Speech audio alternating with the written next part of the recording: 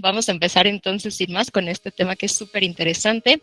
Vamos a ver, ¿no? Si ya que justamente tenemos hipertensión arterial, ¿qué podemos hacer?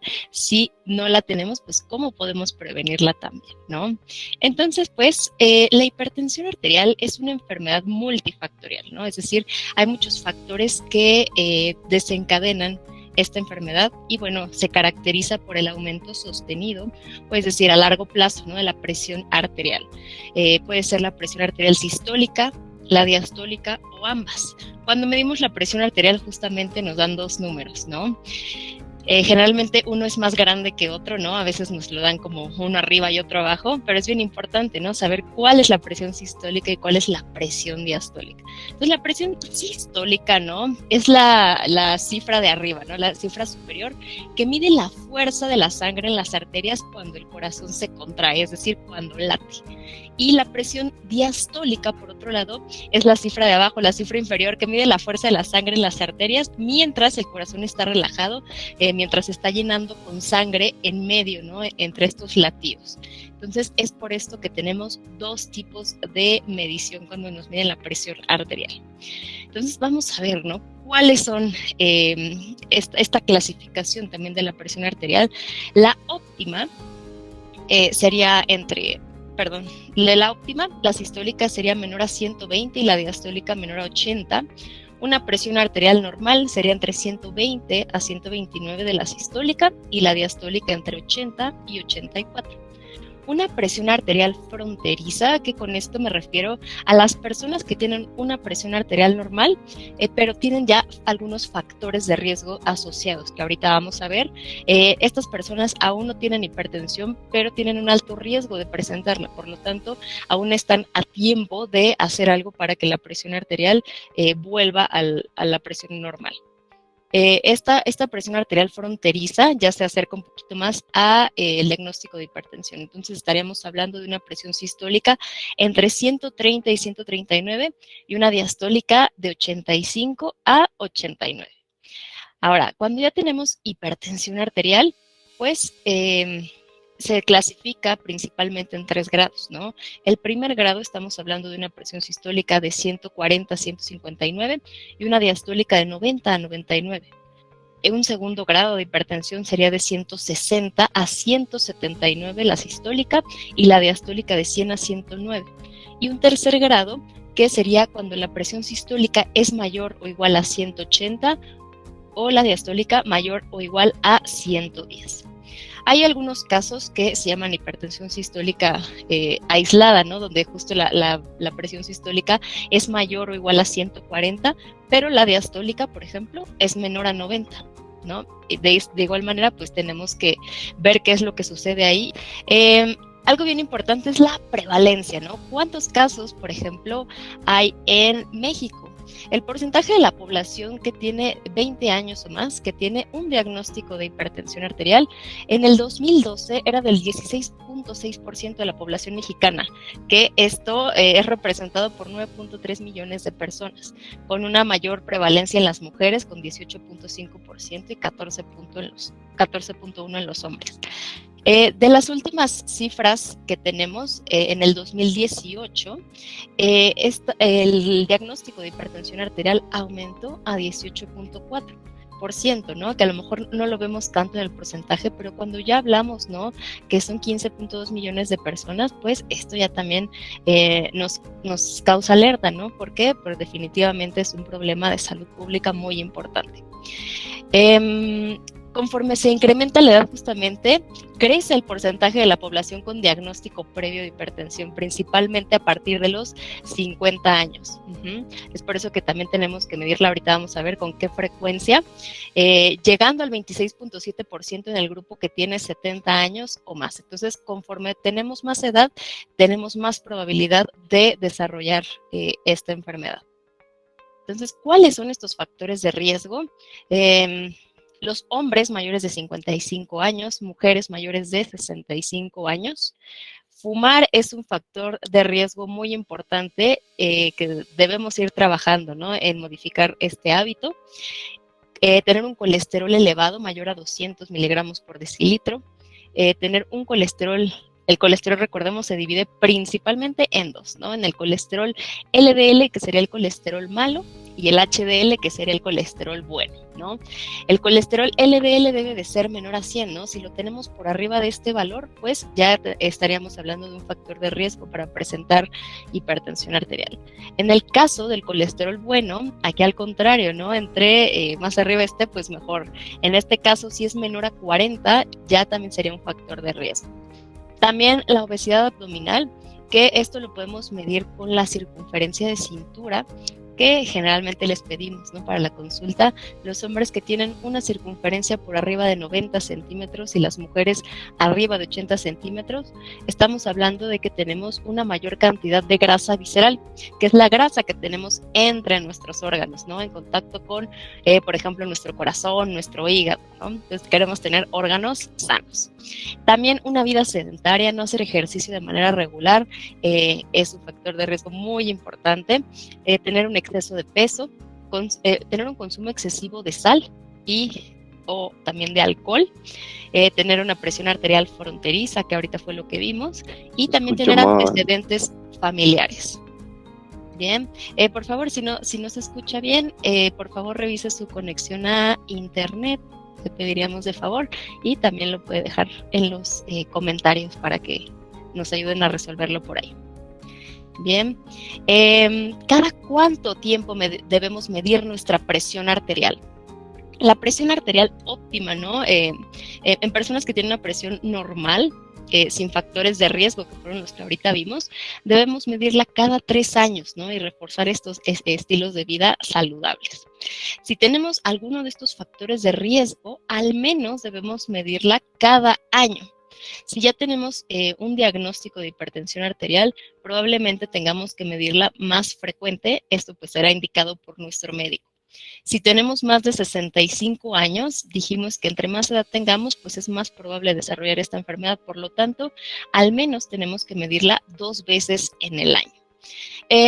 La hipertensión arterial también es llamada como el asesino silencioso, no es una enfermedad silenciosa porque no duele, ¿no? Sin embargo, la única forma de detectarla, de diagnosticarla también, es midiéndola. Es por eso que tenemos que checarla constantemente. Bien, ahora, ¿cuáles serían estas metas de tratamiento? Si una persona no tiene ninguna comorbilidad, es decir, ninguna otra enfermedad, pues tendríamos que estar menores a 140/90.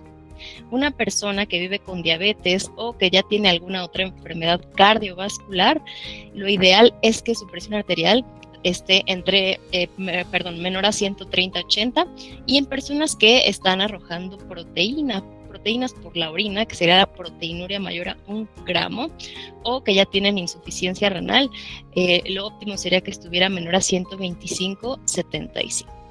Además de estas metas, ¿no? Pues tenemos que tener algunas otras metas con respecto a algunos valores bioquímicos, como por ejemplo el colesterol total, ¿no? Vamos a tener un buen control si está menor a 200, un control más o menos regular, ¿no? Si está entre 200 y 239, y si es mayor a 240, estamos hablando de que está incrementando definitivamente nuestro factor de riesgo cardiovascular.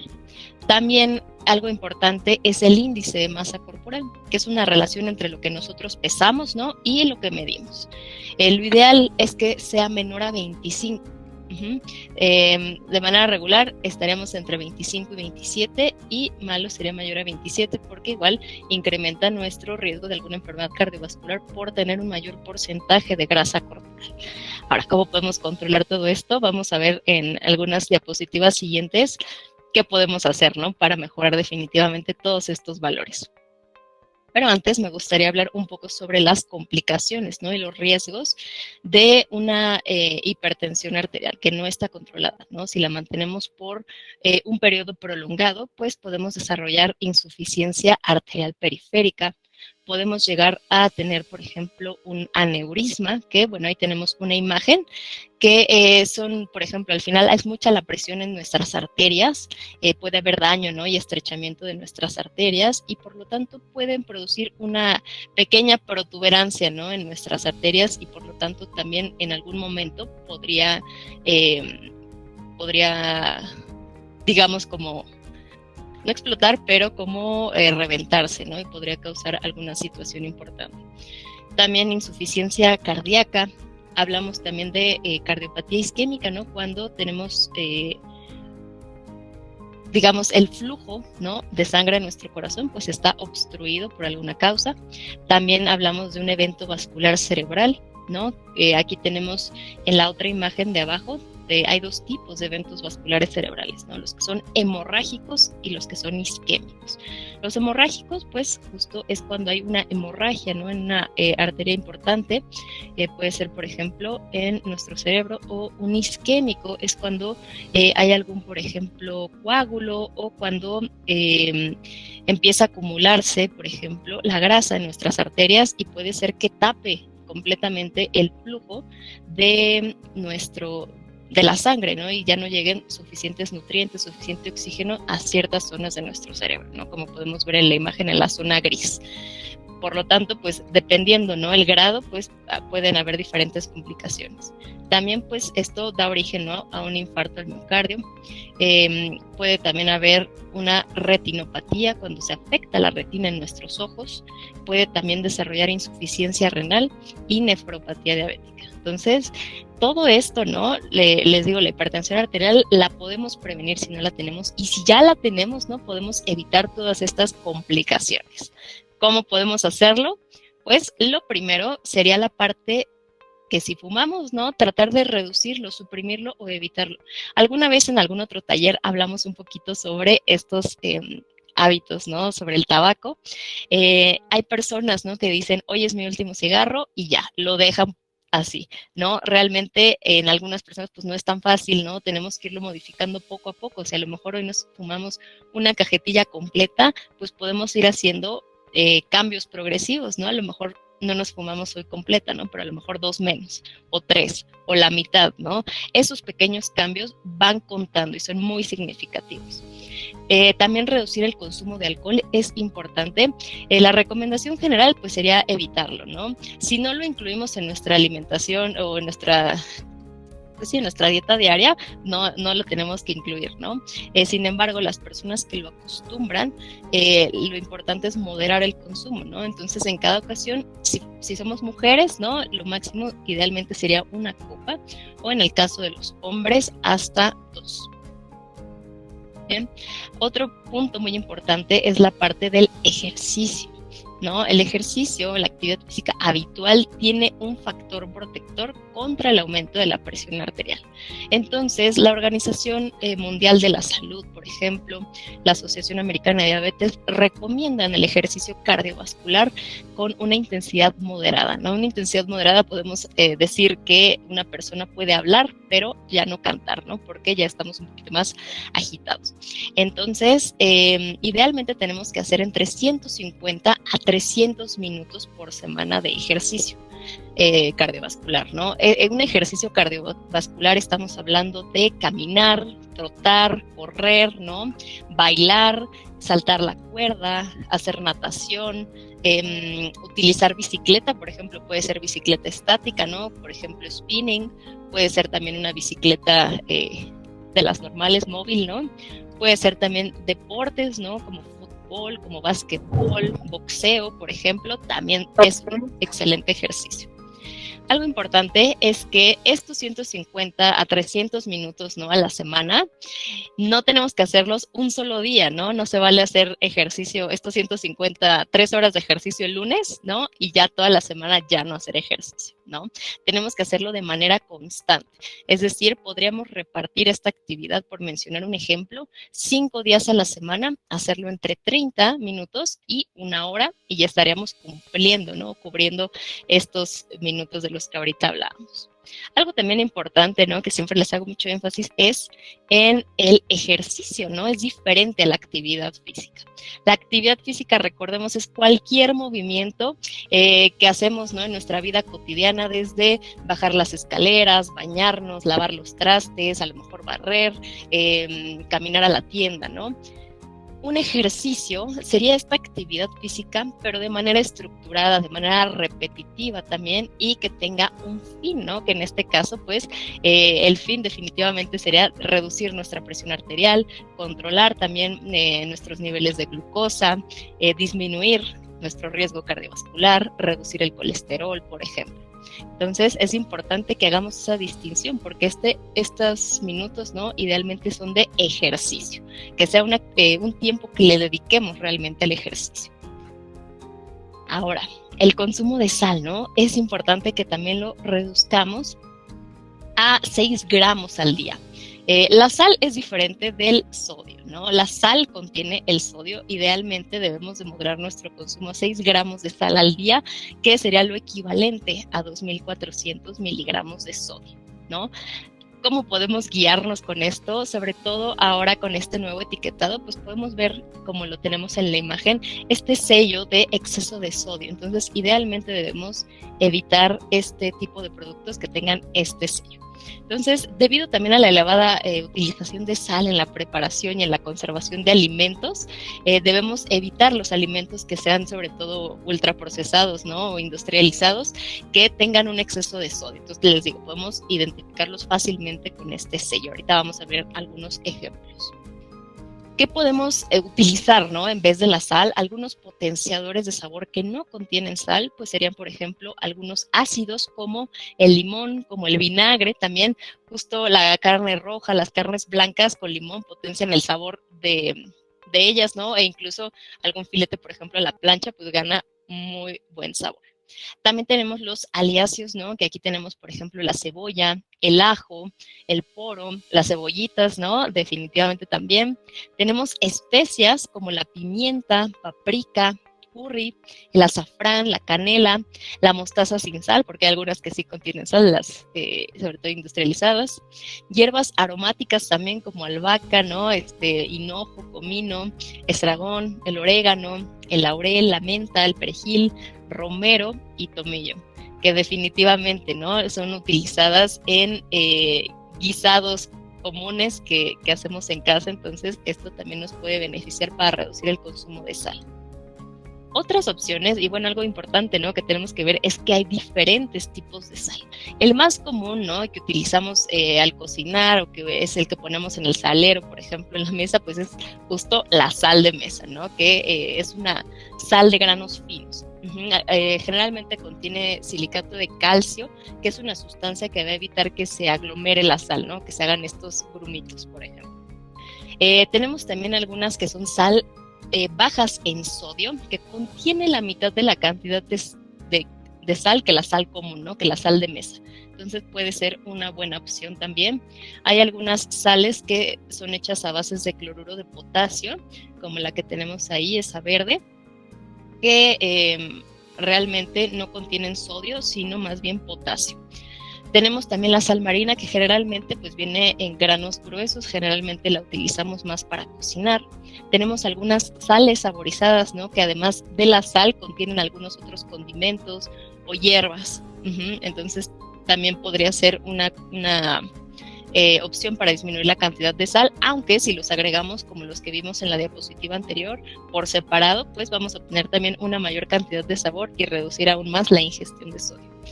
Y por último, tenemos una sal que últimamente, bueno, ya desde hace algunos años, ¿no? Se ha puesto un poquito de moda, la sal del Himalaya, y que muchas veces pensamos que es una sal mucho más saludable, ¿no? Generalmente contiene una mayor contenido, ¿no? De minerales como de calcio, de magnesio, de potasio, entre algunos otros. Sin embargo, esta sal, ¿no? Se caracteriza justo por su apariencia rosada, su color, ¿no? Que le dan estos minerales. Sin embargo, la cantidad de estos minerales que contiene, realmente en la cantidad que le ponemos de sal a algún alimento, no tienen un gran impacto, ¿no? Tendremos que ponerle una mayor cantidad de sal a todos nuestros alimentos para tener un poquito más de este magnesio, este potasio, ¿no? Este calcio. Entonces, realmente, pues esto puede ser contraproducente. ¿Sigue conteniendo sodio? Por supuesto que sí, al igual que la sal de mesa. Entonces, yo les recomendaría mejor incluir este tipo de minerales, ¿no? El calcio, el magnesio y el potasio en algunas otras fuentes que ahorita los vamos a ver. que eso también nos ayuda a reducir nuestra presión arterial. Algo importante también es con respecto al etiquetado de los alimentos, ¿no? Las etiquetas de las latas, ¿no? De las cajas, de las bolsas, otros empaques, pues deben siempre contener la información nutrimental sobre la cantidad de sodio que contiene una porción de un producto. Entonces, muchas veces vemos algunas leyendas, ¿no? Como sin sodio, sin sal, bajo en sodio, pero no todas significan lo mismo. Por ejemplo, si vemos un producto que dice sin sodio o sin sal, estamos hablando que realmente tiene una cantidad muy baja de estos de sal, ¿no? De sodio. Estamos hablando que tiene menos de 5 miligramos por porción. En el caso de los productos que dicen muy bajo contenido de sodio, estamos hablando de que tienen menos 35 miligramos por porción. Otros que tienen bajo contenido de sodio, estamos hablando que tienen menos de 140 miligramos por porción, que esto debería ser lo ideal, lo máximo, ¿no? Que tenemos que consumir en una porción. Aquí igual al ladito les puse algunos ejemplos. Por ejemplo, aquí hay unas nueces mixtas, ¿no? Que son sin sal. Entonces, esas pueden ser una muy buena opción porque, pues como lo vimos acá, tienen menos de 5 miligramos, ¿no? Por porción. Con respecto a bajo contenido de sodio, por ejemplo, aquí este atún, en este caso no es de Marina Azul, por ejemplo, son unos sobres de atún que realmente pueden ser mucho más benéficos que los que son en lata, que contienen un poquito más de sodio. También tenemos sodio reducido o menor contenido de sodio, que tienen al menos 25% menos sodio que la versión original de ese producto, ¿no? Poco contenido de sodio, tienen 50% menos del sodio que la versión regular, o no salado o sin sal agregada, es que al momento de procesar el producto no le adicionan sal, ¿no? Sin embargo, a lo mejor un producto por sí solo, de manera natural, ya contiene algo de sodio, pero ya no le agregan extra, ¿no? Entonces aquí vemos algunos ejemplos, por ejemplo, el caldo de pollo, ¿no? Por ejemplo, hay una versión también que es reducida en sodio, que puede ser pues una mejor opción.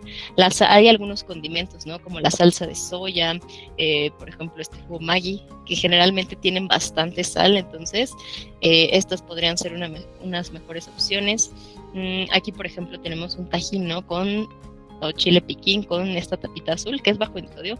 Aunque algunos de estos productos sean bajos en sodio o reducidos en sodio, no sé si lo logran ver, creo que está un poquito pequeño, pero tiene este sello, ¿no? De que todavía contiene un exceso de sodio. Entonces, el producto original aún contenía muchísimo más. Bien, vamos a ver algunos otros productos, ¿no? Que tenemos por aquí, que idealmente debemos tratar de evitar, o más bien de evitar reducir la frecuencia, ¿no? Con que los consumimos. Definitivamente podemos incluirlos de vez en cuando, pero que no sea pues del diario, ¿no? En cada comida. Los alimentos enlatados, generalmente para su conservación les adicionan aditivos que contienen sodio.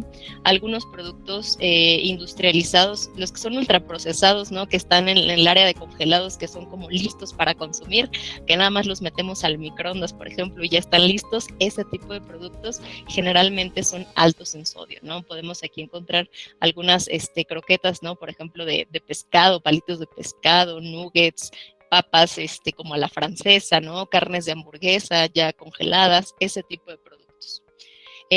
También por acá tenemos algunas sardinas, ¿no? Carne, por ejemplo, procesada. Si ven lo que tienen en común todos estos productos, pues es este sello, ¿no? De exceso de sodio. Tenemos por ahí también un salmón ahumado. Los productos que son ahumados también tienen un poco más de sodio. Los embutidos, ¿no? Como las salchichas, la mortadela, el jamón. Afortunadamente, al día de hoy, ¿no? Tenemos otras versiones que son reducidas en sodio. También algunas salsas, ¿no? Por ejemplo, salsas de alitas, la salsa Valentina, algunas marcas también de salsa inglesa también tienen alto contenido de sodio. Algunos chiles, ¿no? Que vienen igual, por ejemplo, en vinagre. Sopas, por ejemplo, igual instantáneas. Algunas salsas de tomate, catsup, algunas salsas tipo salsa roja, salsa verde, ¿no? Ese tipo de salsas taqueras industrializadas, pues también, ¿no? Sería una mejor opción si llegamos, ¿no? A tener el tiempo para hacer una salsa, hasta puede quedar más rica, ¿no? Y podemos controlar la cantidad de sal que le ponemos. Bien, entonces algo también muy importante es llevar a cabo, ¿no?, una dieta adecuada y controlar nuestro peso, que pues para esto pues tenemos la parte individualizada, ¿no?, en nuestra consulta de nutrición. Debemos de promover justo un patrón de alimentación que sea saludable, ¿no?, justamente para reducir el riesgo de estas complicaciones de hipertensión arterial, pero además de esto pues presentamos, por ejemplo, diabetes o alguna otra condición de salud, pues debe ir totalmente individualizado, ¿no? Un patrón muy importante que nos puede dar algunas pautas para la hipertensión es el patrón DASH, ¿no?, que por sus siglas en inglés pues significa que son como los lineamientos alimentarios para detener la hipertensión, ¿no? Entonces, estas son unas recomendaciones que nos indica la Asociación Americana del Corazón y que tienen como objetivo, ¿no?, disminuir la presión arterial y reducir el riesgo de enfermedades cardiovasculares. Entonces, en este tipo de patrón, pues hablamos de reducir el consumo de sodio. Ahorita ya vimos algunas estrategias de cómo hacerlo. Reducir también la cantidad de grasas saturadas, que las encontramos, por ejemplo, en la crema, en la mantequilla, en algunas, mayonesa, por ejemplo, en algunas carnes, ¿no?, que no son magras, en la piel del pollo. Grasas trans están sobre todo en los alimentos ultraprocesados, como los ahorita congelados que les dije, ¿no?, listos para consumir. Altos también en colesterol. También reducir el consumo de alcohol y de los azúcares simples, ¿no?, que los azúcares simples los encontramos en el refresco, en los jugos, en los dulces, en el chocolate, en el pan dulce, por ejemplo, en los pasteles, postres, helados. Entonces podemos ir reduciendo su consumo poco a poco. Además de reducir estos, pues hay que aumentar algunos otros, ¿no? Por ejemplo, el potasio, el magnesio, el calcio y la fibra, que ahorita vamos a ver qué alimentos son fuentes de estos nutrimentos. Este tipo de patrón de alimentación, ahí salí.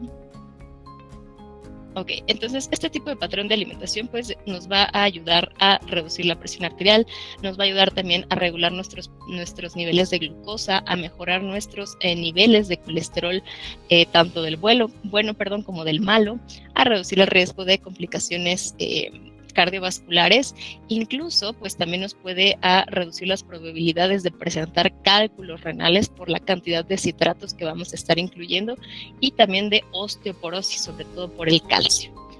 Entonces, ¿cómo se ve esto, no? ¿Cómo lo traducimos todo esto a alimentos? Pues incluyendo verduras, ¿no? Sobre todo aquellas verduras frescas, ¿no?, de temporada, sobre todo si les incluimos, obviamente, las que se comen con cáscara, ¿no?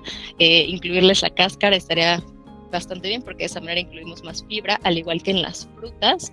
Igual las frutas de temporada, ¿no?, son de mucho mejor calidad, tienen mejores nutrientes, son mucho más accesibles, fáciles de conseguir y mucho menos costosas. También los cereales integrales, ¿no?, por ejemplo, la avena, la quinoa, hablamos aquí también del arroz, el pan, por ejemplo, las pastas integrales, el amaranto, por ejemplo, la tortilla de maíz, el elote, ¿no? Lácteos descremados también, que aquí pues, principalmente hablamos de leche y yogur, ¿no? Aquí sobre todo descremados porque, por ejemplo, un vaso, una taza de leche, ¿no?, entera nos aporta 8 gramos de grasa, mientras que uno semidescremado nos aporta 4 gramos de grasa, y uno que es descremado, ¿no?, o light, de 1 a 2 gramos de grasa. Entonces puede ser una mejor opción porque nos van a aportar también la misma cantidad de proteína entre este tipo de leches que ahorita les comenté, pero lo que va a cambiar no es la cantidad de grasa. Entonces un lácteo descremado pues nos va a aportar mucho menos grasa, y por lo tanto pues también nos puede ayudar a reducir estos valores bioquímicos, ¿no?, como el colesterol. Incluir también pescados, sobre todo aquellos, ¿no?, que contienen omega 3, como por ejemplo el salmón, el atún o el medallón de atún, la trucha, por ejemplo. Incluir carne de aves, por ejemplo, pollo, ¿no?, pero que sea sin piel, que es lo que ahorita hablábamos. También algo que aquí faltaba eran los quesos, ¿no? Hay quesos que tienen una mayor cantidad de grasa que otros, entonces los que tienen un menor contenido de grasa, pues estamos hablando del queso panela, por ejemplo, el queso fresco, el queso cottage, ¿no? El requesón, puede ser alguna vez el queso de cabra, por ejemplo, en vez de algunos otros quesos que también son altos en sodio, por ejemplo, el queso parmesano, el queso Gouda, el queso manchego. También consumir carnes magras, ¿no? Tratar de que sea más carne que grasita, por ejemplo, en nuestros cortes de carne. Incluir también leguminosas como frijoles, garbanzos, lentejas, habas y también semillas, ¿no? Como nueces, cacahuates, almendras. Entonces, vamos a ver de estos 3 nutrientes principales de los que ahorita hablamos, ¿no? ¿Qué alimentos serían fuente? En el caso del magnesio, encontramos, por ejemplo, entre las frutas el plátano, el durazno, las pasas, la ciruela pasa también. Por acá también tenemos el aguacate, las almendras, cacahuates, avellanas, los pistaches, las nueces, las normales, ¿no? Las nueces de Brasil también, las semillas de calabaza, las semillas de girasol. También tenemos algunas leguminosas como los garbanzos, los frijoles, las habas, las lentejas, la soya y derivados también de la soya, ¿no? Como el tofu, por ejemplo. También el cacao, que está presente en algunos chocolates amargos, el maíz, el pan integral, el arroz integral, la avena, que también la tenemos por aquí en la imagen, acelgas, espinacas, perejil, sardinas, almejas, y también en la leche podemos encontrar el magnesio. Ahora, algunas fuentes de potasio. Cuando hablamos de potasio, principalmente se nos viene el plátano, ¿no? A la cabeza. Pero en realidad hay muchísimas otras fuentes de potasio que incluimos en nuestra alimentación diaria y a lo mejor no nos hemos dado cuenta. Por ejemplo, las verduras de hoja verde como las espinacas o la col rizada, ¿no? Que es el kale. En cuanto a las frutas, además del plátano, pues pueden ser las uvas, las moras, el kiwi, la naranja, la toronja, el durazno, la papaya, el melón, los dátiles, el higo, el mango también, la granada también entraría en este grupo. También en cuanto a las verduras, pues está la zanahoria, el pimiento, ¿no? Pimiento morrón, el jitomate, la calabaza, las espinacas, el brócoli, los champiñones, las coles de Bruselas también entran aquí, las leguminosas, frijoles, lentejas, nueces y almendras, la leche y el yogur también, y el aguacate también es una muy buena fuente de potasio. Y en el caso del calcio, a veces cuando hablamos de calcio igual nada más pensamos como en la leche, ¿no? O leche, yogur y quesos. Pero en realidad también está la leche, ¿no? El yogur, los quesos, sí, claro, pero también el kefir. Hay algunos sustitutos de leche, ¿no? Por ejemplo, como bebidas vegetales de almendras o de soya, que ya también vienen adicionadas con calcio. Las sardinas también son una muy buena fuente de calcio, el salmón, algunas verduras como como el rábano, como las espinacas, el kale también, el brócoli, el repollo, las almendras, las avellanas, los pistaches y también los higos. Entonces, como conclusiones, ¿no? A esta presentación, pues es importante cuidar diferentes aspectos, ¿no? En nuestros hábitos diarios, sobre todo, pues hablando del consumo de sodio, pues recordemos que podemos utilizar especias y condimentos sin sal, evitar adicionar sal, podemos incluir un poco al cocinar, pero tratar de ya no tener el salero en la mesa, ¿no? Porque puede ser que incluso le pongamos antes, ¿no? De probar la comida, ¿no? Es un hábito que también tenemos que estar trabajando. Elegir verduras y frutas frescas, las congeladas también puede ser una buena opción. Elegir aves sin piel, pescados, carnes magras, leer las etiquetas nutrimentales y preferir versiones reducidas en sodio.